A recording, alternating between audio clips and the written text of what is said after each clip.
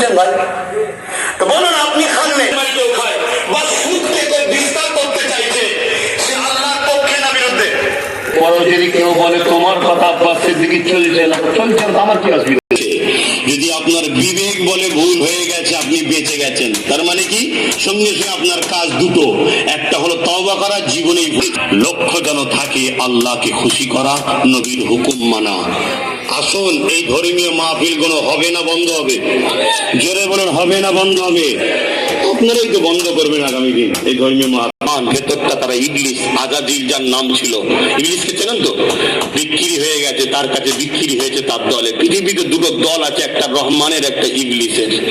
মানে নীতি যিনাকে আল্লাহ সমস্ত রসুল নবী এবং সুলতান বানিয়েছেন, এই আলেমদেরকে ধরেছে তিনটে কাতারে ভাগ করেছে।